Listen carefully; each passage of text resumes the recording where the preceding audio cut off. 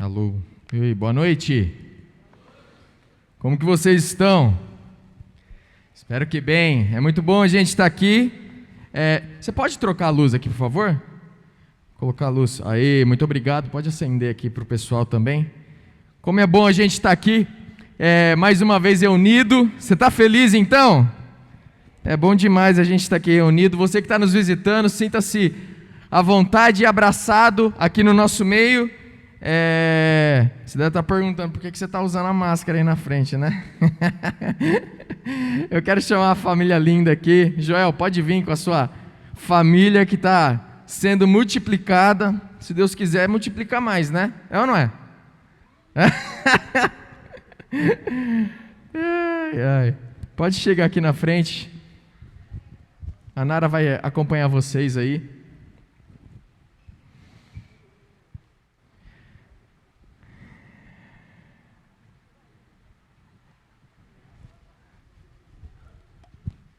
É isso aí, família grande. O Rafa aqui está vibrando do meu lado.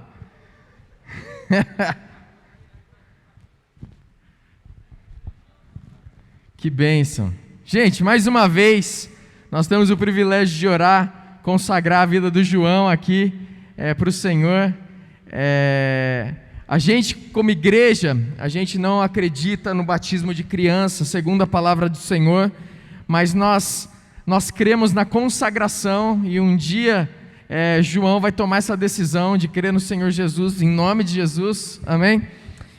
Mas eu quero ler um texto para vocês, especialmente declarando esse texto sobre a vida de João. Olha, tá atento, tem alguma coisa chamando a atenção dele. Olha só, Atos 17 vai falar um pouco de algumas viagens de Paulo. Ele passou por Tessalônica e lá ele não foi bem-vindo, ele teve que sair de lá. Ele começou a pregar a palavra de Deus e o povo não tratou ele muito bem, e ele foi para Bereia, e lá em Bereia os bereanos eram diferentes. A Bíblia fala o seguinte: os bereanos eram mais nobres do que os tessalonicenses, pois receberam a mensagem com grande interesse, examinando todos os dias as Escrituras, para ver se tudo era assim mesmo.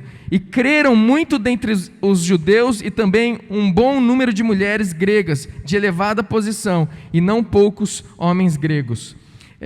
Que João ele seja como os bereanos, que ele seja uma pessoa que ame a palavra de Deus, estude a palavra do Senhor, e que ele cresça nesse desejo de conhecer a Deus, que é o maior propósito da vida dele. Em nome de Jesus, esse é o nosso desejo como igreja.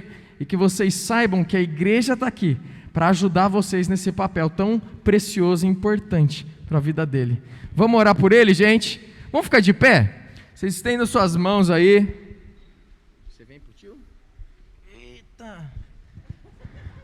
Eita, que não é igual as menininhas que eu tenho não, hein? Rapaz, se tiver mais dois desse daqui vai ser difícil subir as escadas. Coisa linda. Vamos orar? Pai, nós queremos te louvar, Senhor, pela vida do João, queremos te louvar pela vida do Joel, Pai, queremos consagrar a vida do João a Ti, queremos pedir ao Senhor que em nome de Jesus, que ele cresça e seja um homem temente ao Senhor, um homem, ó Deus, apaixonado por Ti, um homem que ama a Tua palavra, que estuda a Tua palavra e que também, ó Deus, fale da Tua palavra. Que isso seja algo que esteja no coração e na boca dele, Pai. Pai, nós declaramos sobre a vida dele saúde, nós declaramos, ó Deus, que no momento certo ele venha te conhecer, ele venha, ó Deus, entregar a vida ao Senhor, se render aos seus pés, crer no Senhor como Senhor da vida dele, e que em nome de Jesus ele seja impactado por não um encontro com o Senhor, mas muitos encontros, ó Deus, com o Senhor. É o que nós clamamos a Ti, pedimos em nome de Jesus. Amém. Amém. Ele aqui está querendo pegar o meu microfone. Deus abençoe, viu, João? Tá bom? Olha lá. Deus abençoe, viu, gente?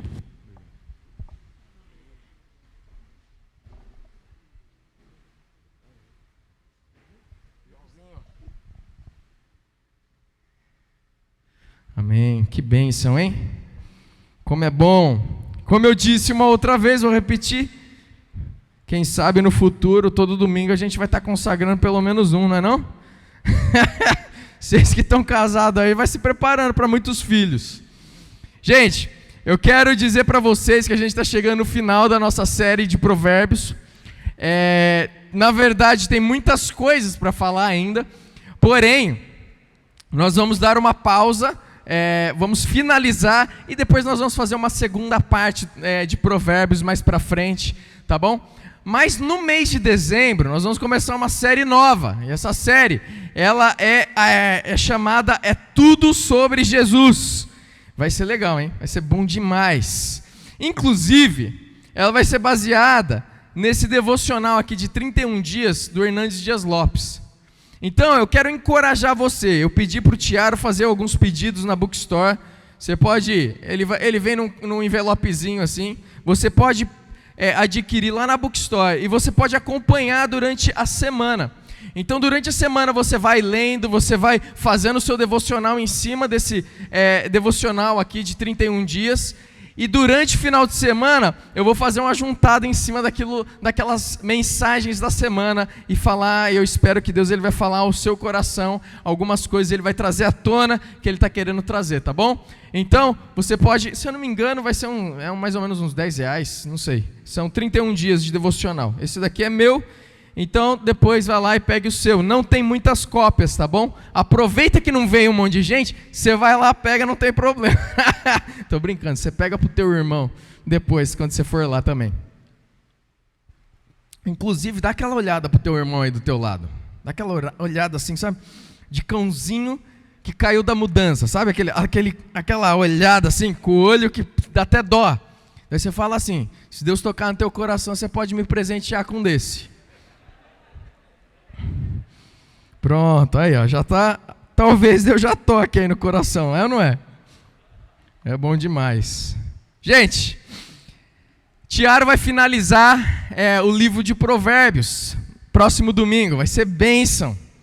E hoje eu quero falar de um último tópico aqui, que eu creio ser muito importante para nós. Alguém aqui na casa gosta de pescar?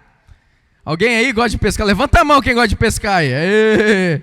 Agora, outra pergunta aí. Quem é bom pescador? Levanta a mão aí, é diferente. Olha lá, levantou só 2. A diferença. Eu gosto de pescar. Vivi entre os pescadores. Fui pescar com os pescadores em várias ocasiões. A Mariana sempre deu muita risada na minha pesca. Ela sempre brincou muito com a minha pesca, porque ela fala que eu sou pé frio. Eu vou pescar com a galera e não pega peixe. Nunca pega peixe. E eu falo que as condições têm que também ajudar, né? Você sai, tá chovendo, você sai, tá frio, você sai, os peixes não estão lá, ué, você vai fazer o quê? Mas, gente, existem muitas técnicas para a gente pescar, para pegar um peixe. Você que é pescador, você conhece talvez algumas. Mas tem muitas. Você pode pescar com vara, você pode pescar com uma vara de bambu, com molinete, você pode pescar, fazer aquele flying fish, sabe? Aquela flying, eu não sei nem como que é em português. Você pode pescar também com tarrafa, você pode pescar com uma rede, fazer um arrastão. Você pode pescar de um monte de jeito. Tem também algumas armadilhas que o pessoal faz lá na Vila dos Pescadores bastante, manzoá, covo. Eles fazem um negócio assim eu nem lembro que material que é, eu acho que é de piaçaba, não lembro certinho do que é. Eles fazem uma armadilha, o peixe entra e não consegue sair. Então existem muitas técnicas que você pode usar para pegar um peixe. Talvez você conheça algumas que eu não conheço. Tem uns pescadores aqui na igreja que eu sei que são bons mesmo. Os negócios é fera. Mas todas elas têm algo em comum. O que elas têm em comum? Todos os métodos que a gente usa para pescar, a gente busca enganar o peixe. É ou não é? É ou não é? Vocês concordam comigo? Ou você vem lá e fala assim, peixinho, vem. Vem. E ele vem na beirinha daí você fala, agora eu vou te pegar, tá bom? Não é assim. Você precisa enganar ele, fazer com que ele pense que está tudo bem, mas não está. Que ele vai comer, mas de repente quando ele come, por trás daquela linda isca, existe o quê? Um anzol. O anzol dói? Hã? Dói. A isca parece prazerosa. Parece um grande banquete agora para o peixe. Mas, quando ele morde aquela isca, existe um anzol que fura a boca dele. E é interessante porque o pecado é assim na nossa vida. O pecado, ele pode parecer prazeroso, mas não necessariamente ele vai ter um final bom. É interessante que Timothy Keller ele vai dizer o seguinte: o pecado é sempre doce na boca, mas venenoso e amargo no estômago. Qualquer coisa contrária à palavra e à verdade de Deus, mesmo que inicialmente dê prazer e prosperidade, no final trará decepção. E é isso com o pecado. O pecado tem muito a ver com esse tipo de pesca, tem muito a ver com essa forma de você enganar o peixe para poder pegar o peixe e se alimentar do peixe. E o final do peixe vai ser a morte dele. Meus queridos, hoje eu quero falar um pouco de um pecado que ele aparentemente traz muito prazer para nós. Aparentemente ele traz muita satisfação a nós, que é o pecado da cobiça, é o pecado da imoralidade sexual. Eu quero falar um pouco a respeito de como o livro de Provérbios, e ele vai falar muito a respeito desse assunto, e eu vou tentar, eu vou falar algo muito breve, mas como a imoralidade sexual, esse prazer momentâneo, ele leva à destruição. E como a nossa vida, como o desejo de Deus é nos tornar sábios, não tem jeito de nós sermos sábios se nós vivemos com essa vida, se nós vivemos atraídos pela imoralidade sexual e permitimos a cobiça na nossa vida. Eu quero então ler algumas coisas com você a respeito disso no livro de Provérbios. Então, vamos comigo aí. Primeiro texto que eu quero ler com vocês, está lá em Provérbios 5, versículo 3, você pode acessar, se você estiver visitando, você pode acompanhar aqui em cima. Provérbios capítulo 5, versículo 3.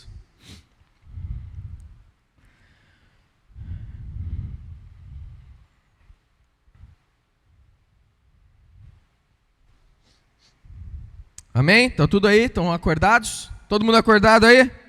Dá um grito aí. Aê, não falei, né? Eu não falei eu não segui a tradição hoje, né? Cadê a família Ban aí? Aê. Bom demais, família. Olha só, esse texto fala o seguinte: pois os lábios da mulher imoral destilam mel, sua voz é mais suave que o azeite, mas, preste atenção que agora entra o contraste, mas no final é amarga como fel, afiada como uma espada de 2 gumes. Os seus pés descem para a morte, os seus passos conduzem diretamente para a sepultura. O que nós vemos aqui, a primeira coisa que a gente enxerga aqui, existe uma figura que está sendo usada para falar a respeito da imoralidade sexual, para falar a respeito da mulher imoral. Lembra que em Provérbios é como se um pai estivesse ensinando para o filho: fuja da mulher imoral, e olha, corra atrás da mulher sabedoria. E existe essa figura durante todo o livro. Se você ler o livro, você vai perceber isso.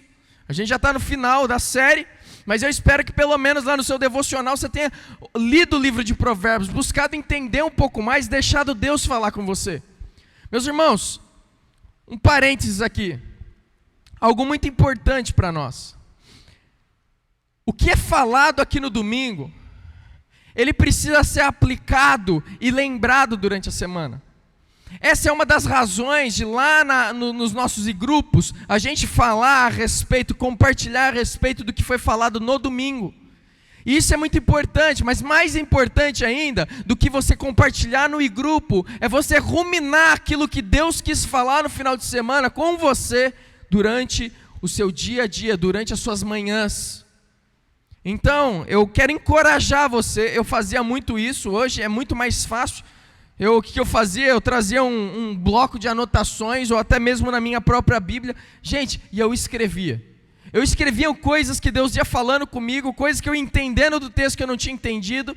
Eu espero que você seja e busque ser igual aos bereanos, que estudavam a palavra de Deus. E estudar tem a ver com você fazer anotações. Você tenta aprender de todas as formas que você pode, anotando, vendo, ouvindo, com todos os sentidos que você puder.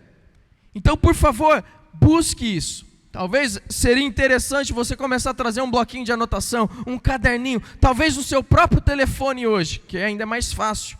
Você pode ir lá usar, você pode escrever, você pode fazer algumas anotações para depois você voltar durante a semana. No dia de amanhã, você pode olhar aquela palavra e Deus vai te lembrar de algumas coisas.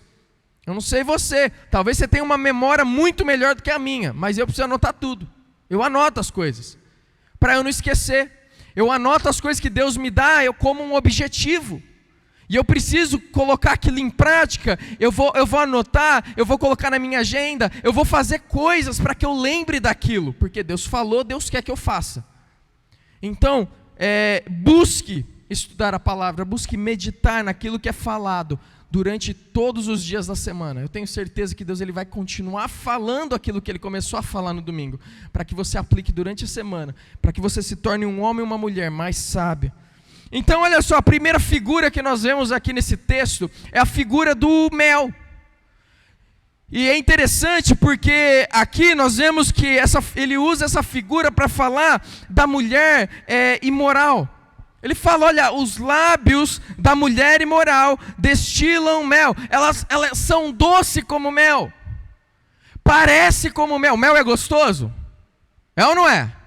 Mel é gostoso. Eu gosto de mel. Inclusive, quando as meninas estão com a garganta arranhando ou alguma coisa desse tipo, a gente vai lá dar uma colherzinha de mel para elas. Elas gostam tanto que às vezes elas falam assim, nossa, estou com uma dor na garganta. Querendo um pouquinho de mel. Falar, aí, tá não, né?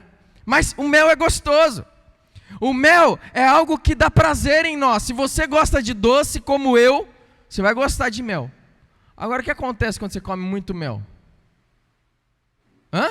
Você fica bem?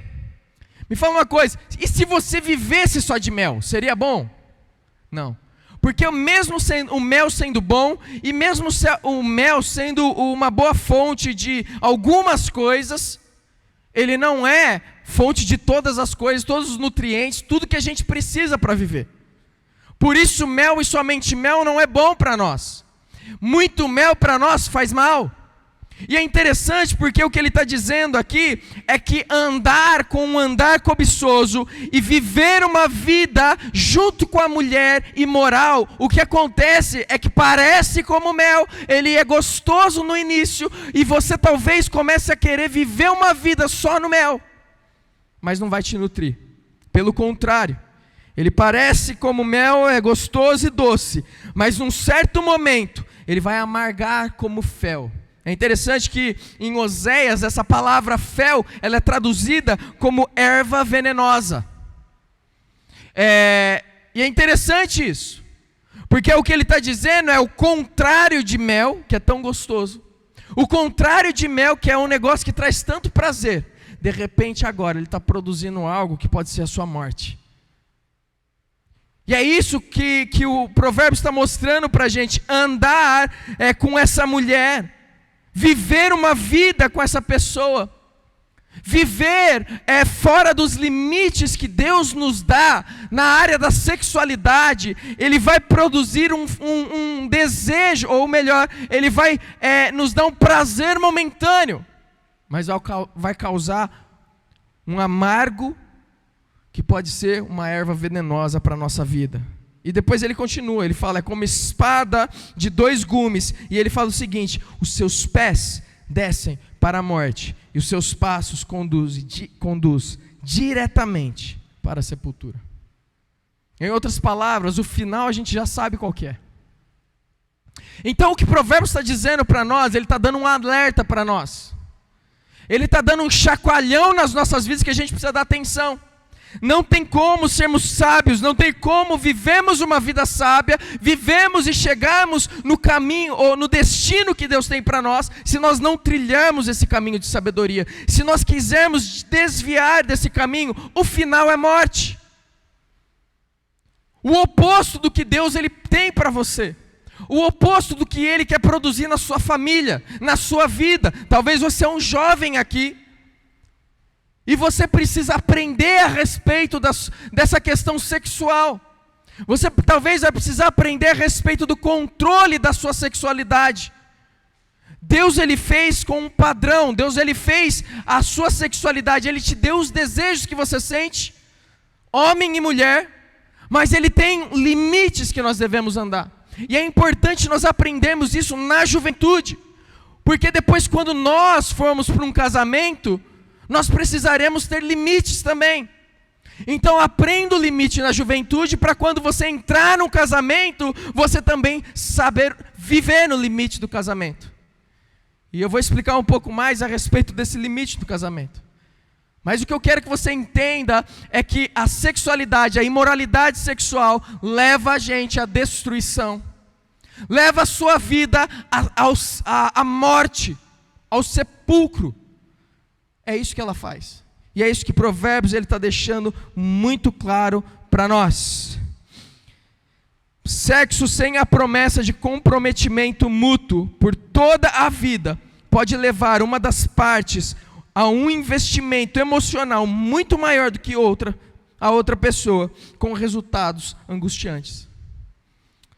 Então, quando a gente vive aqui uma vida fora do relacionamento conjugal, fora do compromisso que existe, é isso que tem acontecido nos nossos dias, não é? O que a gente vê nos nossos dias são pessoas correndo do compromisso conjugal. Talvez você está aqui, você está juntado, amaziado com alguém. Porque lá no fundo, desde quando você começou esse relacionamento, você tinha um certo medo dentro do teu coração de que seu caso vai dar ruim igual deu com os meus pais. Ou vai dar ruim como eu já vi. Ou como eu já ouvi as histórias. E é interessante porque a gente faz isso na nossa vida. A gente olha um exemplo ruim e a gente pensa que aquilo vai ser para nós. A gente começa a enxergar um exemplo ruim daquilo que Deus fez para ser, como se fosse o padrão. Mas não é isso, não é bem isso. Deus tem um padrão pelo qual vai gerar, não uma angústia na nossa vida, mas vai gerar uma liberdade, vai gerar alegria, vai gerar tantas coisas que nós vamos ver. Mas outra coisa que acontece quando nós vivemos num relacionamento sem ser com esse comprometimento mútuo por toda a vida, é que a gente pode estar ensinando as duas pessoas, eles vão aprendendo a enxergar o sexo como um mero prazer e não como uma doação radical da sua vida para o outro. A sexualidade, meus queridos, ela não tem a ver simplesmente com o seu prazer. Segundo a palavra de Deus, tem a ver com a sua doação ao outro. Imagina se você e seu cônjuge se doarem um ao outro. Imagina se vocês, um olhar para o outro e falar: o que eu posso fazer para abençoar, para fazer com que o meu cônjuge se sinta mais satisfeito. Imagina como seria o seu casamento. Imagina como seria a satisfação de ambos, se ambos olharem para a vida um do outro dessa forma. Porém, numa vida e num relacionamento sem compromisso, isso normalmente é deixado de lado, porque a falta de compromisso já está dizendo algo: eu estou nisso daqui por causa de mim, não por causa de você. Porque se fosse por causa de você, eu ficaria até que a morte nos separe. Eu ficaria na tristeza e na alegria. Eu ficaria em todos os momentos. Se fosse por causa de você. Mas é por minha causa. Se der ruim aqui, eu pulo fora. Essa é a ideia da falta de compromisso. Mas não é isso então que Provérbios está ensinando para a gente. Essa busca de viver a sexualidade fora do padrão de Deus, ela traz um certo prazer para a sua vida. Mas ele é momentâneo e ele vai custar caro no final. Deus tem um padrão para a sua vida. Às vezes a gente pensa que o padrão pelo qual Deus ele tem para a nossa vida, ele é mau. A gente pensa às vezes que os limites do Senhor, onde Ele coloca a linha, vai até aqui, mas não passa daqui, é mal para nós. Pensa em Adão e Eva. O que aconteceu com Adão e Eva? Adão e Eva, Deus tinha dado um jardim, Deus tinha dado tudo para eles, eles não tiveram nenhum trabalho em fazer nada, Deus já deu tudo pronto. Deus pega, faz o homem entender que ele precisa da mulher, depois coloca o homem para dormir, dá uma Eva para ele, e daí ele acorda o homem e fala: aí ó, e tá aí Eva. Imagina, os dois, o melhor da criação, sem pecado. Tudo isso daqui é para vocês usufruírem. é de vocês. Só tem uma coisa: aquela árvore vocês não comem, do resto é tudo para comer. Existe um limite. Agora, o que acontecia lá naquele momento? Adão e Eva tiveram que decidir ao longo da vida deles se eles iam pular o limite do Senhor, se eles iam ultrapassar o limite do Senhor. E quando eles ultrapassam o limite do Senhor, traz bênção para a vida deles? Traz maldição, traz morte. Em vez de amor, em vez de cuidado mútuo que acontece lá atrás, o que acontece? Acontece acusação, faz com que Adão olhe para a mulher e fale assim: não, a culpa foi dela. Em vez de proteger, ele joga ela para o fogo, fala assim: mata ela, não eu, porque a consequência do pecado, Deus já tinha falado: se vocês comerem do fruto, certamente morrerão. Então ele pega, ele fala assim, pum, joga ela no fogo. Eu estou tranquilo aqui, não foi culpa minha, foi culpa dela, ela que comeu, depois ela que deu para mim, está aqui, ó. Que proteção ele deu para ela. Então, ao invés de amar, ao invés de viver uma proteção, o que acontece? Quando a gente passa o limite de Deus, quando a gente passa os limites de bênção que Deus quer dar para a nossa vida, que Ele quer que a gente viva na obediência para sermos abençoados, o que acontece é que a gente começa a viver o oposto de bênção, que é a maldição. Então a gente começa a viver aquela bagunça dentro do lar. Então o que acontece? Eles começam essa vida de briga, eles começam a viver uma vida longe de Deus. Primeira coisa que Deus faz quando ele entra no jardim, ele está no jardim, ele fala assim: Adão, onde você está? Deus já sabia onde estava Adão.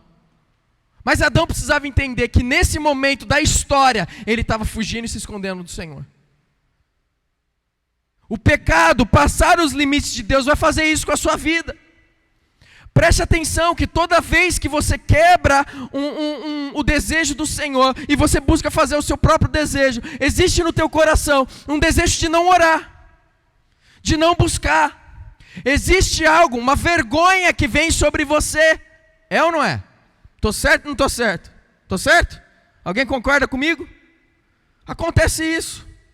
A gente fica com vergonha do Senhor, nós não queremos, a gente não quer ir no grupo, nós não queremos às vezes ir na igreja. Por quê? Porque o nosso coração não está bem. Chega na hora do louvor, nós não queremos louvar da maneira que a gente louvava, ou melhor, às vezes a gente até quer louvar, mas parece que a gente não consegue. É isso que passar o limite faz. E na área sexual é isso que faz com a gente, vai causando uma destruição. E olha que interessante, porque mais para frente a gente vai ver o relacionamento dos irmãos. Então Deus fez a família para viver em amor, e agora Abel e Caim vai acontecer o que com eles? Morte. Em vez de amor, em vez de cuidado, em vez de proteção, agora eles vão viver morte, inveja, ciúmes, morte. É isso que o pecado faz. É isso que o pecado da imoralidade produz em nós. E por ser um pecado que a gente comete no corpo, e eu não estou falando apenas de um adultério, ou às vezes de um sexo antes do casamento, mas eu estou falando daquilo que Jesus falou, que quando um homem olha para uma mulher e cobiça no seu coração aquela mulher, ele já cometeu adultério no teu coração.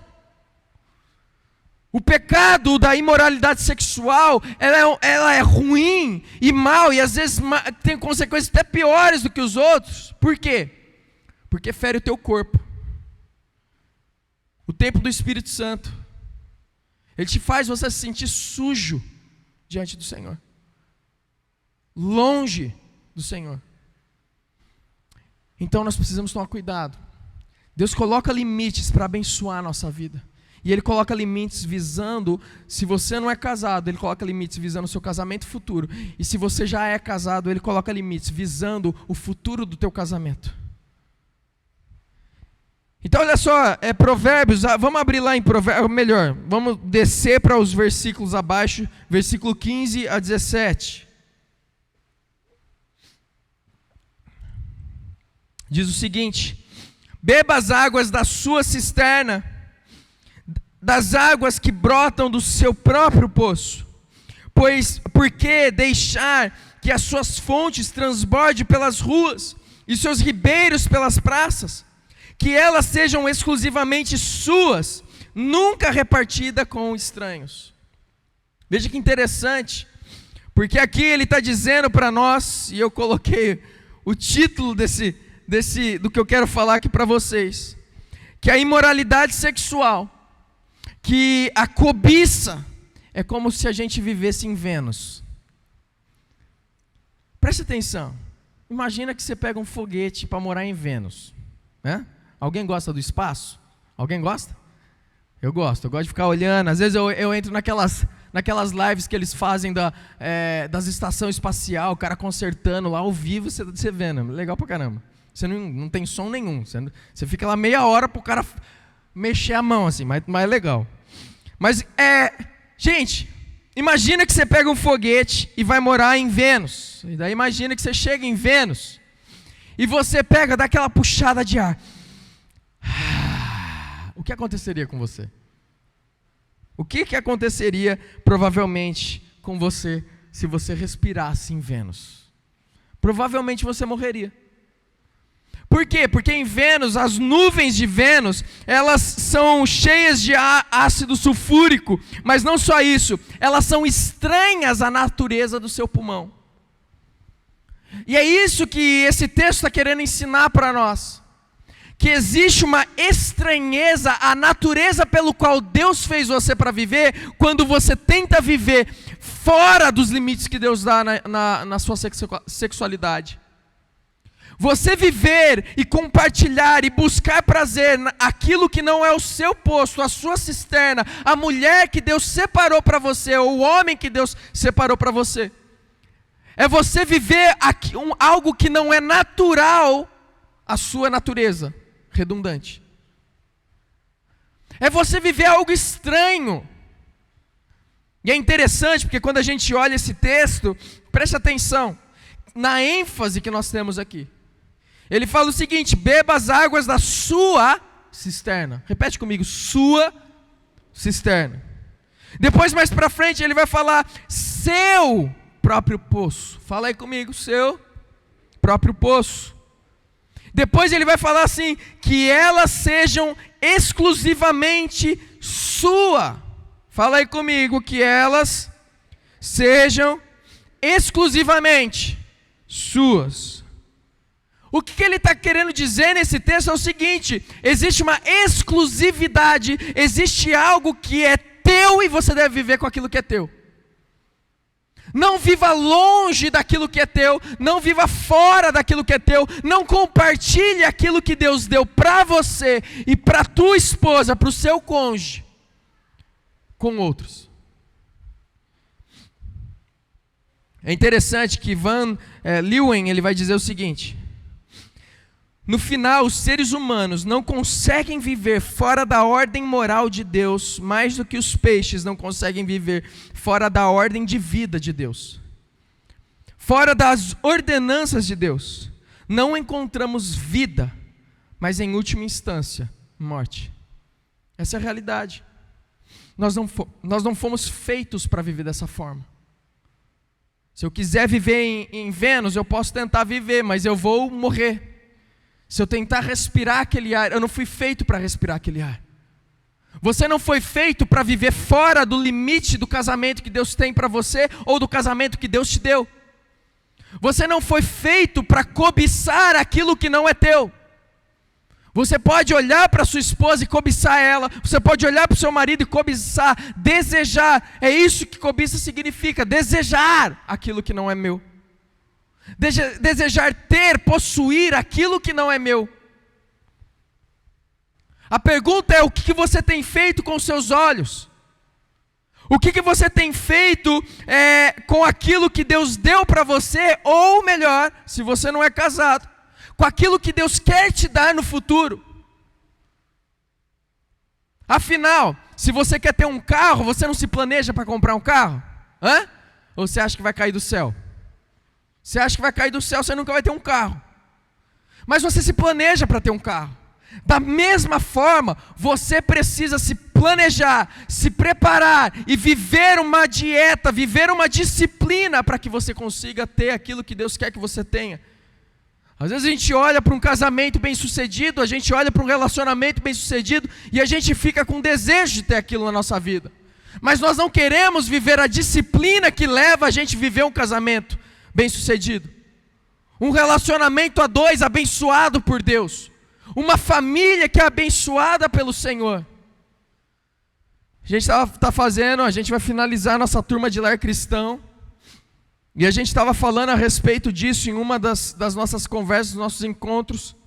Tinha um texto lá que nós lemos, eu não lembro que texto que é. Mas a gente leu um texto que falava a respeito de mantermos fora, longe da imoralidade sexual. Se nós quiséssemos ter, se nós queremos ter filhos consagrados ao Senhor, nós precisamos nos manter longe da imoralidade sexual. É seríssimo. É seríssimo isso que a gente está falando. Filhos consagrados ao Senhor tem muito a ver com a maneira de vida que você vive.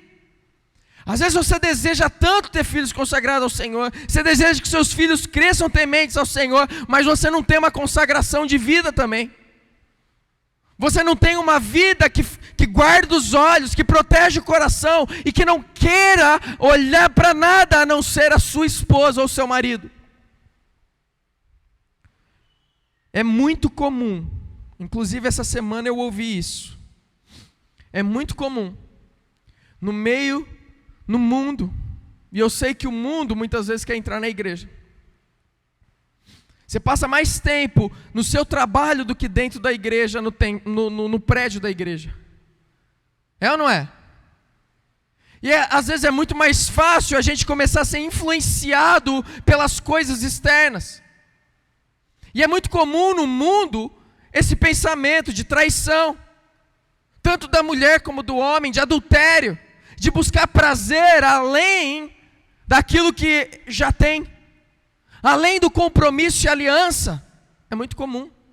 Como eu disse, essa semana eu ouvi a respeito disso, num dos lugares que eu fui.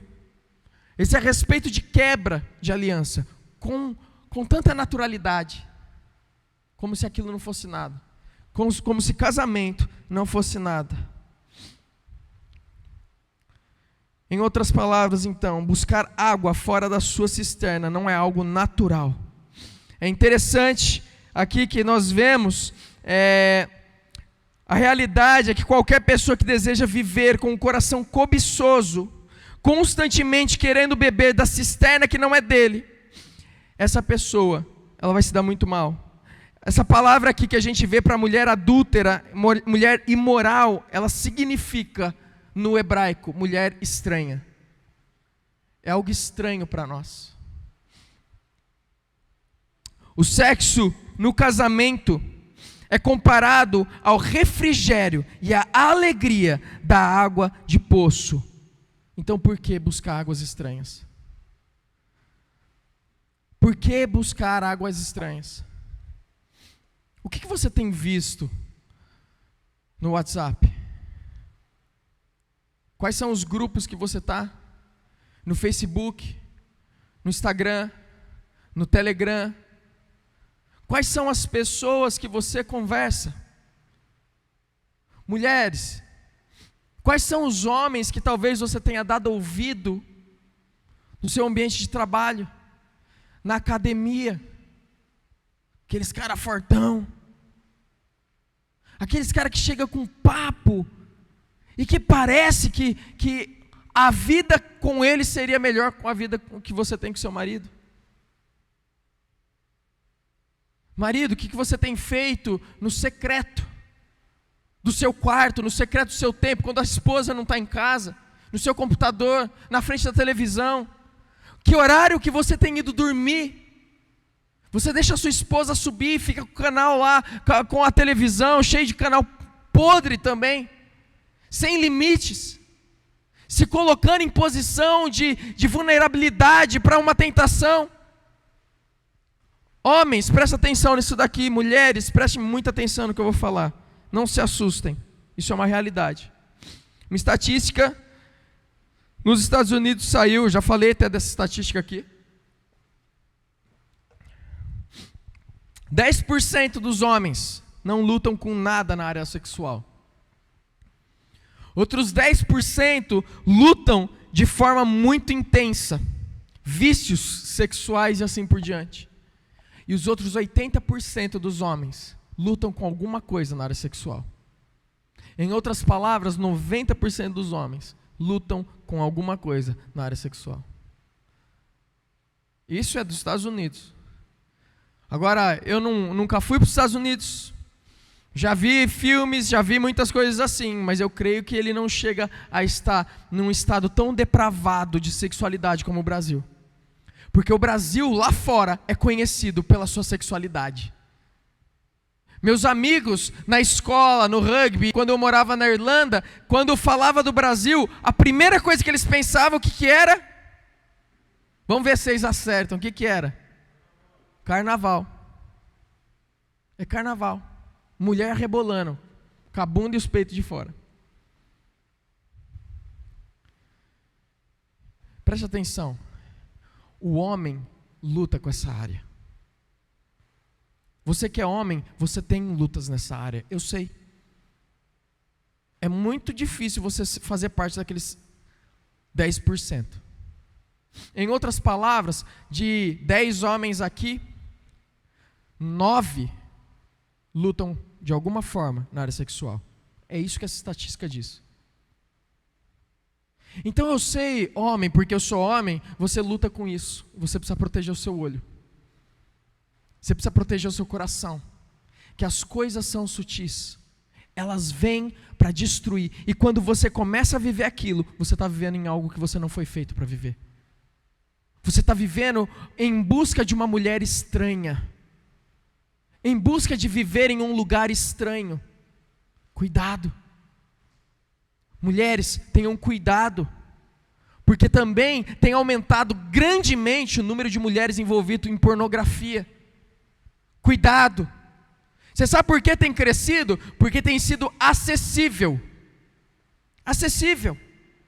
A mulher, diferente do homem, um homem mais ousado, ele ia numa banca de jornal, ia lá e comprava uma revista escondido. A mulher não faz isso. A mulher, ela sente muito mais vergonha. Mas agora, com tudo acessível, tem acontecido o quê? As estatísticas têm crescido. Por quê? Porque agora algumas coisas têm surgido no coração das mulheres também. A sexualidade é um dos maiores prazeres que Deus deu para a gente usufruir aqui na terra. Cuidado. Você tem colocado o telefone na mão do seu filho e largado? Você tem colocado o celular na mão da sua filha e largado? Eu vou te dizer uma coisa, é muito provável que eles já tenham visto alguma coisa com nível sexual que não é para eles. É muito provável que você está estimulando algo que não é para a hora deles. Cuidado. Você coloca os controles no celular e tudo mais, cuidado, não é 100%. Não confie 100%. Cuidado.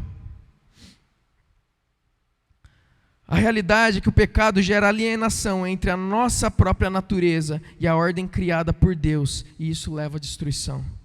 Quero entrar no próximo ponto, que está nos versículos abaixo, versículo 18 e 20, fala assim: seja bendita a sua fonte, alegre-se com a esposa da sua juventude, gazela amorosa. Olha isso, vira para tua esposa e fala assim: gazela amorosa, pode falar. Fala aí para ela, para sua esposa, vira para ela com todo carinho, fala assim: você é minha gazela amorosa.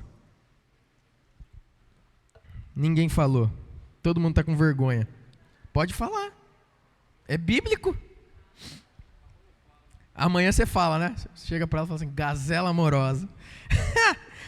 Olha aí, ó. Corça graciosa. Eita! Preste atenção no que esse texto fala. Vou ler de novo. Seja bendita a sua fonte, alegre-se com a esposa da sua juventude, gazela amorosa, corça graciosa, que os seios de sua esposa sempre o fartem de prazer e sempre o embriaguem os seus carinhos. Em outra tradução vai falar o amor dela. Porque meu filho, ser desencaminhado pela mulher imoral. Por quê? Se Deus ele te deu uma mulher onde você pode se saciar, por que você vai buscar isso em outro lugar? Porque se existe uma fonte que eu dei para você, a melhor que tem para você, e você vai buscar em outro lugar algo que não vai levar ao prazer que você busca, a satisfação que você busca. E talvez, olha, você é novo, está ouvindo isso que eu estou falando, preste atenção, pai, você não precisa ficar envergonhado, porque seu filho já ouviu um monte de coisa pior. Na minha idade eu já tinha ouvido, na minha idade de 9, 8 anos, já tinha ouvido muita porcaria. Muita porcaria. Pode ter certeza que seu filho já ouviu coisas piores. Sua filha. É importante que vocês entendam isso. É importante que vocês entendam, vocês que são mais novos, que Deus tem um plano para o casamento, para a sexualidade sua. Que Deus tem algo importante. Se você guardar, você vai usufruir disso da melhor forma. O que Deus tem reservado para vocês é muito melhor do que o mundo tem oferecido. O mundo oferece um prazer momentâneo, mas vai gerar destruição. Deus oferece um prazer que vai durar por toda a sua vida e que vai gerar vida. Vida. Então guarde o seu coração. Guarde o seu coração, guarde o seu pensamento, os seus ouvidos, os seus olhos. Guarde de todas essas coisas. Guarda da influência e da pressão que você segue, que você tem ao seu redor, dos seus amigos falando, vai lá e fica com aquele, vai lá e olha, você ainda é virgem. Imagina, eu vivendo no meio de um monte de homem. Primeiro, minha escola, lá na Irlanda, minha escola era só de homens. Era uma escola só de meninos. Imagina a pressão que existia nos assuntos. Descendo um quarteirão da minha escola, virando à esquerda, tinha uma escola só de meninas. Na hora do intervalo, existia um intervalo lá, que era o intervalo do almoço, que era da 1 às 2, se eu não me engano, não lembro muito bem. A gente podia sair da escola e a gente voltava depois para continuar. O que acontecia? Para onde os meninos iam? Chuta. É igual o imã. Tem uma escola só de menina que os meninos vão tudo lá. Existia uma pressão. Meus irmãos, eu tive o privilégio, eu e a Mariana, de casarmos virgem, no meio de uma geração onde isso era um absurdo. E eu sei que existe uma autoridade que Deus me deu por causa disso.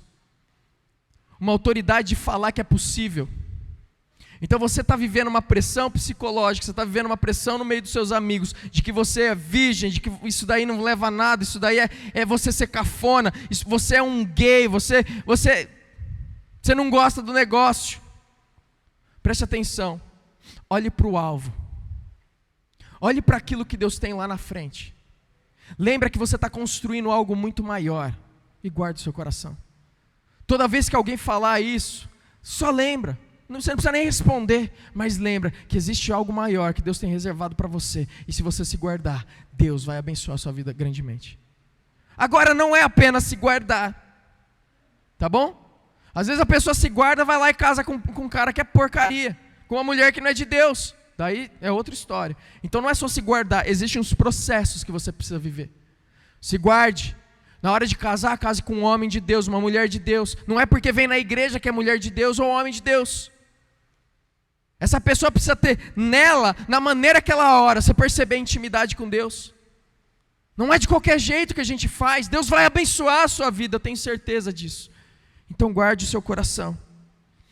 Mas olha só, algo que a gente vê aqui, é que a pessoa que busca um prazer fora dos planos de Deus, na sexualidade fora dos planos do Senhor, é uma pessoa que não consegue saciar a sua alegria. A alegria dela é insaciável. É uma alegria que não é plena, é uma alegria que ele não consegue alcançar a plenitude daquela alegria, a plenitude daquela satisfação. Preste atenção no que o texto vai dizer aqui. Ele fala, olha, seja bendita a sua fonte, alegre-se com a esposa da sua juventude, gazela amorosa, corça graciosa, que os seios de sua esposa sempre o fartem de prazer e sempre embriaguem os carinhos ou o amor dela. Você sabe qual que é a marca de um casamento? Qual é a marca de um casal? É um casal embriagado no amor um do outro. É um casal satisfeito. Essa deve ser a marca de um casal em Cristo. Satisfeito, alegre, pleno no amor um do outro. A pergunta que eu faço é: você está pleno no seu casamento, na área sexual?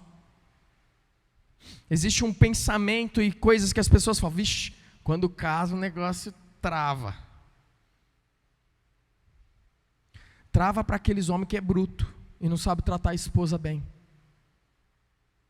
Porque se você tem homens que amam suas esposas como Cristo amou a igreja, você vai ver que a sua esposa vai te amar muito mais do que você imagina. Se está faltando amor no teu casamento, se está faltando essa plenitude do amor de Deus no seu casamento, pode ter certeza que começa com você, marido. Ame a sua esposa. Estou ouvindo alguma esposa dizer amém aí? Hã? Amém, esposa? Amém. Ame a sua esposa. Ame, trate com carinho. Vai lá, lava a louça, limpa o chão, ajuda ela em algo que está precisando. Arruma as coisas da casa que está desarrumada. Troca a lâmpada que precisa ser trocada. Cuide da casa, que você vai estar cuidando da sua esposa. Falo certo ou falo errado, mulheres? Eita glória! Papai está falando. Aqui ele está dizendo o seguinte, ele está falando que existe uma satisfação que só pode ser vivida na exclusividade de um relacionamento. E a gente vê isso porque ele fala o seguinte, ele fala da esposa da sua juventude. Ele está falando de um compromisso que foi feito lá na juventude. Ele está falando de uma pessoa que se preparou para viver aquele relacionamento na juventude e continuar vivendo esse relacionamento. Ele está falando da exclusividade desse relacionamento. Então existe uma satisfação dentro do casamento que só pode ser vivida e plenamente vivida se for na exclusividade do casamento e não fora. Ser embriagado pelo amor um do outro é dentro do casamento, é dentro desse relacionamento. E é por isso que a Bíblia ela vai dar um dever muito importante para nós. Eu quero que você preste atenção nisso daqui. Hebreus 13:4 vai dizer o seguinte: o casamento deve ser honrado por todos. Todos devem honrar o casamento. Isso significa o seguinte: você que é casado ou você que não é casado, você deve olhar para o casamento de qualquer pessoa e honrar. Antigamente, usar uma aliança significava alguma coisa. Significava? Hoje em dia, usar uma aliança não significa tanta coisa. Porque as pessoas não respeitam a aliança que está no seu dedo. Eu ouvi uma mulher, mas sabe, a mulher falando assim, na reunião de lar cristão, falando, as mulheres ainda falam, casado que é gostoso, que é melhor. Olha isso, e o pior é que é verdade. É ou não é? Nós precisamos honrar o casamento. Quando você olha para alguém casado, você deve honrar o casamento daquela pessoa. Como? Se é casado, mantenha a distância, homem. Não se relacione com uma mulher que é casada. Mesmo ficar trocando mensagem, na amizade. Nós somos irmãos em Cristo. Não faça isso, você está desonrando o casamento dela e o teu casamento. Mulheres, a mesma coisa. Mas a gente trabalha no mesmo ministério. Tenha limites. Porque qualquer coisa dessa, às vezes a gente chega nesse momento com um coração sincero, mas no momento de luta dentro do nosso casamento, você às vezes vai querer abrir o coração para quem você não deve abrir o coração. E daí você vai ser consolado por alguém que não deve te consolar, porque não é a mulher da sua juventude. Você está criando uma cilada para você. Então cuidado com os relacionamentos, honre o casamento dos outros e honre o teu casamento, todos devem honrar. Olha só o que esse texto fala, o leito conjugal conservado puro, pois o Senhor julgará imorais e adúlteros. E presta atenção que isso daqui é muito importante, porque aqui ele dá alguns deveres para nós. Quando fala aqui que nós precisamos conservar o casamento, o leito conjugal puro, ele está dizendo o seguinte, que Deus julgará os imorais e os adúlteros. Aqui ele está usando dois termos para falar de sexualidade. E ele está dizendo o seguinte, quando ele fala imoral, ele está falando do sexo antes do casamento. Ele está falando da perversão sexual, ou em outras palavras, é tudo aquilo, todo o sexo vivido de uma forma que Deus não planejou para ser vivida. Fora do casamento. Ele está englobando tudo isso. Então ele está dizendo o seguinte: olha, nós precisamos cuidar e proteger o casamento antes de sermos casados. Então você que ainda não é casado, quando você se coloca dentro do limite do Senhor e espera no Senhor, você está protegendo o teu casamento que você ainda nem tem, a pessoa que você ainda nem conhece. Você está protegendo, você está consagrando, você está falando o seguinte: Deus tem algo reservado e eu estou me guardando para isso. E você está protegendo a pessoa que vive uma sexualidade aberta antes do casamento. Ela traz um monte de podridão para dentro do casamento. Ela traz um monte de coisa que ela não precisava trazer, desnecessária, que vai trazer mágoas, que vai trazer comparação para dentro de uma sexualidade que deveria ser pura, santa diante do Senhor. Dores que a gente não precisava viver. É triste de ver como os jovens das igrejas hoje estão vivendo abertamente a sexualidade, como se não fosse um princípio bíblico. Eles estão destruindo sua própria vida. O que você está fazendo com a sua vida? Então, antes de casar, você protege a área sexual da sua vida, porque você está protegendo o seu casamento. Mas daí ele vai falar, olha, Deus julgará os imorais, mas ele vai falar também os adúlteros. Agora ele está dizendo de um outro estado que nós precisamos guardar. Ele está falando de agora, após casamento, pós ser casado, eu agora preciso manter puro o meu leito conjugal. Como que eu mantenho puro o meu leito conjugal? Eu não adultero. E adulterar não tem a ver apenas com ir e deitar com uma pessoa, mas tem a ver com o estado do coração.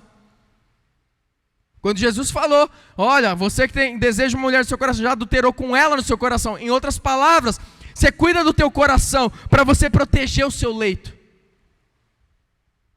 A maior satisfação que a gente pode viver na nossa vida, na união sexual, ela é protegida antes do casamento e pós-casamento, segundo esse texto. E isso precisa ser muito sério entre nós, precisa haver um compromisso muito sério entre nós. Existe um crescimento, uma alegria que acontece no casamento por causa do compromisso um com o outro. Você se compromete antes do casamento, mas você também se compromete depois. E olha o que acontece, quando duas pessoas se comprometem a permanecer juntas, na riqueza, na pobreza, na alegria, na tristeza, na doença, na saúde, no arrependimento, no perdão, a intimidade sexual se torna cada vez mais rica. Diferente quando as pessoas têm vivido hoje, sem compromisso. Existe uma riqueza nesse compromisso de que eu não vou nunca te abandonar. Eu vou estar do seu lado. Talvez seu casamento não cresce, porque vira e mexe, vocês usam essa palavra. Então vamos divorciar. O casamento não cresce quando a gente sempre tem essa palavra na nossa boca. Sabe por quê? Porque a gente está mostrando a falta de compromisso que nós temos um com o outro. Mas quando vocês decidirem um com o outro dizer o seguinte: nós nunca vamos usar essa palavra entre nós, porque nós vamos daqui para a morte juntos. Você sabe o que acontece? Acontece a aliança que Deus fez para acontecer no casamento. Acontece que quando as coisas estão difíceis, você não vai abandonar o barco. É fácil. É muito fácil querer abandonar o barco. Você que é homem, fica falando que é homem, mas chega na hora difícil, você fala assim: vou abandonar o barco. Você sai de casa, vai dormir num hotel. Você sai de casa e vai para não sei aonde. Isso daí não é ser homem. Ser homem é enfrentar aquilo que está acontecendo e saber que Deus ele vai dar sabedoria para você lidar com aquilo. Deus vai te dar autoridade para quebrar aquelas coisas que Satanás está querendo fazer no meio da tua casa e destruir seu casamento. Aliança um com o outro gera uma intimidade mais profunda e uma alegria saciável. Para que procurar fora se eu tenho tudo que eu preciso dentro? Eu mencionei para vocês que eu estava no CrossFit, um rapaz chegou para mim e falou o seguinte, falou, cara, aqui tem as mulheres mais bonitas de Itabuna estão aqui. Eu olhei para ele e falei: não, negativo. Mulher mais bonita lá na minha casa. Eu falei: e tenho 4. Se eu tenho tudo que eu preciso dentro de casa, eu não preciso olhar fora. Se eu tenho tudo que eu preciso dentro de casa, eu vivo satisfeito. Se eu entendo e eu tenho esse compromisso, Eu piso na cabeça de quem chega querendo tirar esse compromisso. Claro, modo, uma força de expressão, tá, gente? Vai pisar na cabeça de ninguém. Haja com amor. Mas olha só, o que acontece quando as pessoas fazem sexo fora do casamento, mantendo a independência e o direito de ir embora a qualquer hora, transformam o sexo em apenas um bem consumido por duas pessoas que permanecem desapegadas e no controle. Então a gente começa a viver um casamento, uma coisa sem compromisso, então eu vou lá, usufruo e quando eu quiser eu vou embora. Isso daí não é casamento. Casamento é você se comprometer a tal ponto que quando está tudo ruim, você continua. E o que vai acontecer? Vocês crescem. O crescimento vem por meio das lutas no casamento. Vem por meio da aliança e do compromisso que foi feito um com o outro. E é isso que Deus quer produzir na sua vida. É isso que Deus quer produzir na sua vida que você ainda não é casado. Quando você casar, você vai ser tentado a querer largar. Isso é normal. Você vai ser tentado a querer jogar isso na cara, porque você está machucado. Saiba de uma coisa, Deus faz crescer quando a gente elimina essa palavra do nosso dicionário, do nosso palavreado. Vamos largar tudo, vamos divorciar.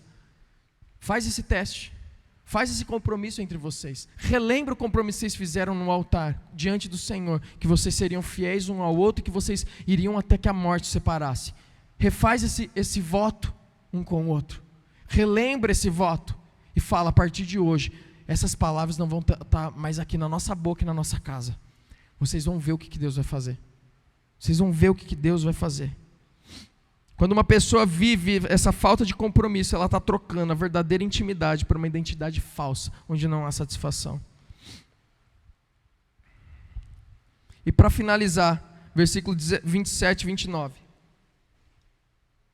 Diz o seguinte: pode alguém colocar fogo no peito sem queimar a roupa?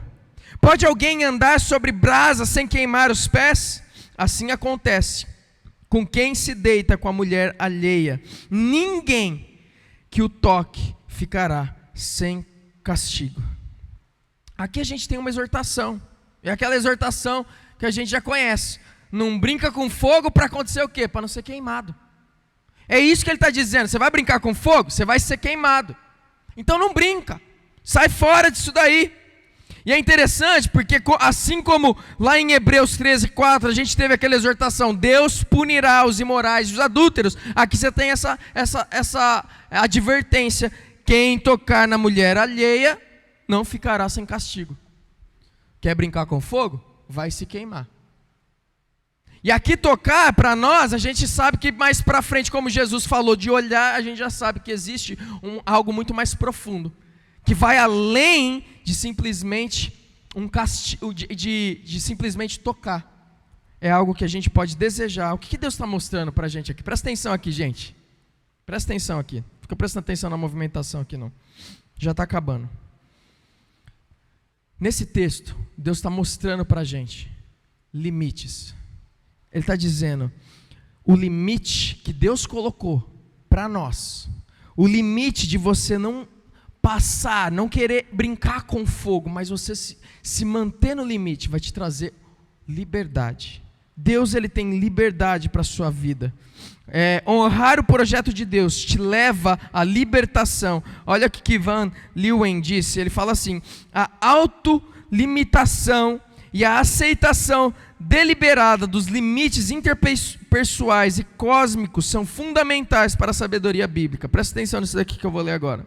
Quando os seres humanos praticam a autodisciplina em relação ao sexo, comida, sono, exercício, trabalho, brincadeiras, discurso, isso traz autoconhecimento, domínio próprio e, paradoxalmente, liberdade. É engraçado que pensar que limite traz liberdade para nós, não é verdade? Porque o pensamento é o seguinte, limite não é liberdade, liberdade é eu poder fazer o que eu quiser, não é? Não é esse pensamento que a gente tem? Mas vamos falar a verdade, o descontrole na verdade causa destruição.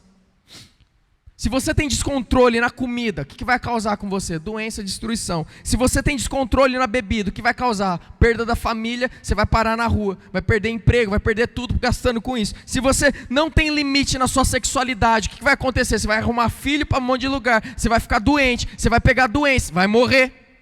Se você não tem limites na área de esporte, você começa a fazer o quê? Você começa a gastar o seu tempo muito em coisas que você não deve, você larga a sua família para trás. Se você tem limite, se você não tem limite, um descontrole na ira, o que acontece? Você vai acabar espancando alguém uma hora ou outra, produzindo algo que Deus não quer. Se você não tem limite no falar, se você é descontrolado no falar, o que acontece? Você machuca, você vai destruir vidas, relacionamentos. Então presta atenção, a falta de limites, o descontrole não é bom, não é liberdade. O descontrole causa destruição. Limites traz a liberdade que Deus tem para nós vivemos. Porque Ele abençoa a gente mesmo quando a gente não entende. Quando eu chego para minha filha, a Alice daqui a pouco vai estar andando. E ela vai querer colocar o dedo onde ela não deve. E quando eu colocar limites para ela, aquilo vai proteger ela. Quando ela for querer colocar o dedinho na tomada dela e eu pegar e eu falar que não é um limite, ela vai entender? Não vai entender. Mas eu vou estar poupando a vida dela. Os limites que Deus dá para você, poupa a sua vida de ser queimados. Brinca com fogo e você vai ser queimado. É isso que Ele está dizendo, é claro. Mas se você viver nos limites de Deus, você não vai ser queimado, mas você vai usufruir tudo que Deus tem para você. Então como que a gente aceita a liberdade de Deus? Essa liberdade ordenada de Deus tem duas coisas. Primeiro, a gente tem que entender os benefícios. Lembra dos benefícios que Deus dá para nós? Quais são os benefícios de uma sexualidade dentro do padrão de Deus, no limite de Deus? Proteção, cuidado, exclusividade, satisfação plena em alegria, bênção do Senhor sobre a nossa casa. Mas a segunda coisa que a gente pode fazer para nos submetermos aos limites que Deus nos dá, é a gente olhar para Jesus Cristo. Olhe para Jesus Cristo. Filipenses 2,5 diz o seguinte, diz: seja a atitude de vocês a mesma de Cristo Jesus, que embora sendo Deus, não considerou que ser igual a Deus era algo que deveria pegar-se, mas esvaziou-se a si mesmo, vindo a ser servo, tornando-se semelhante aos homens, e sendo encontrado em forma humana, humilhou-se a si mesmo, e foi obediente até a morte, e morte de cruz. Preste atenção que Jesus Cristo se limitou temporariamente para produzir vida em nós. Os limites de Deus produz vida. E se não fosse Jesus, o próprio Deus, se limitando temporariamente, esvaziando a si mesmo temporariamente da sua glória, do seu reino, para vir ao mundo, nós estaríamos mortos, perdidos. Você pode ficar de pé? Eu quero orar por você. Os limites que Deus nos dá é para experimentar a liberdade. E Ele quer fazer isso na nossa vida. Causar liberdade. Feche seus olhos. Mais uma vez, quero fazer algumas perguntas para você. Onde você tem fixado seus olhos? Quais as pessoas que você tem conversado? Com quem que você tem criado uma amizade que não deveria ser criada, mas deveria ser somente do seu cônjuge? Se arrependa dessas coisas. Se afaste dessas tentações. Faça igual José, corra. Bloqueie esses contatos da sua lista ali, do Instagram, do WhatsApp, seja lá onde for, exclua. Para de ouvir aquelas pessoas do seu trabalho. Largue a sua amante. Para de olhar as mulheres ou os homens como se fosse um pedaço de carne. Deixe a pornografia. Isso está destruindo o seu casamento, tanto no presente. Se você ainda não é casado, o seu casamento futuro está sendo destruído. Confia no Senhor. Pai, eu quero colocar diante do Senhor a vida de cada um que está aqui, Pai. Pai, a Tua palavra, ela diz, ó Deus, que somos fracos. e somos dependentes do Senhor, Pai. O Senhor é a videira e nós somos os ramos, e nós não conseguimos produzir bons frutos se nós não estivermos no Senhor. E Pai, nós queremos que as nossas vidas, elas produzam bons frutos. Nosso casamento produza bons frutos. Talvez, ó Deus, tenham pessoas aqui que o casamento não está gerando bons frutos, e talvez isso, ó Deus, é porque existem pendências nessas áreas da sexualidade. Existem brechas que estão sendo abertas, existe, ó Deus, coisas que precisam ser tratadas com mais profundidade. Eu peço em nome de Jesus que hoje, ó Deus, tenha sido um alerta, tenha sido um chacoalhão para essas pessoas. Que Deus, eles venham se comprometer com o Senhor, venham se guardar no Senhor, que eles venham abrir e quebrantar seus corações diante de Ti, ó Deus, sabendo que a aliança que fizeram foi primeiramente com o Senhor, antes de fazer com o seu cônjuge. Pai, então eu clamo em nome de Jesus, seja lá o que está precisando ser feito, ó Deus, na vida de cada um. Seja um jovem, ó Deus, que precisa parar de dar ouvidos aos seus amigos e talvez buscar outros amigos. Pai, que em nome de Jesus, que o Teu Espírito Santo produza, ó Deus, bons frutos nesses corações. Que o Senhor guarde essas pessoas, ó Deus, e que em nome de Jesus, aquilo que o Senhor tem reservado para nós, nós queremos, ó Deus. Eu quero clamar ao Senhor, ó Deus, pelos jovens solteiros aqui, Senhor. Deus, eu quero clamar ao Senhor pelas crianças, ó Deus, que nem estão aqui dentro desse templo. Pai, em nome de Jesus, eu oro que o Senhor guarde o coração destes, ó Deus. Guarde o corpo destes, ó Deus, em nome de Jesus. Que em meio a uma geração que está vivendo uma liberdade na sexualidade, que não é liberdade, mas causa destruição, ó Deus. Que estes venham ser guardados e consagrados ao Senhor, e que isso comece dentro dos seus lares, pelos seus pais. Que em nome de Jesus, ó Deus, haja uma consagração de coração, de vida, de olhar, de pensamentos, ó Deus, ao Senhor. Em nome de Jesus, ó Deus, que possamos ter casamentos ainda mais saudáveis lá na frente. Que Deus, que a vida deles venham produzir mais glória ao Teu nome, que às vezes nós conseguimos produzir, Pai. Pai, em nome de Jesus, guarda essa geração, guarda a nossa geração, ó Deus, guarda os nossos corações. Pai, se precisa ser alinhado o coração de alguém, de algum cônjuge, um com o outro, ó Deus, nessa área. Deus, que haja, Deus, confissão de pecado, que haja perdão de pecado e que haja consagração de vida, ó Pai, em nome de Jesus, guarda, Senhor, ministra no coração de quem precisa ser ministrado, Senhor, e que possamos sair daqui certos, ó Deus, daquilo que o Senhor quer fazer, em nome de Jesus, amém. Essa música que nós vamos cantar, ela fala de entregarmos ao Senhor uma adoração intensa, que a sua vida e que a área sexual do teu casamento, na área sexual de você, talvez um jovem, seja uma oferta intensa ao Senhor, que você confie nele, que Ele pode controlar, se você estiver submisso a Ele, controlar esses desejos que parecem incontroláveis do seu coração. Deus consegue, porque Ele fez você para viver coisas maiores, amém?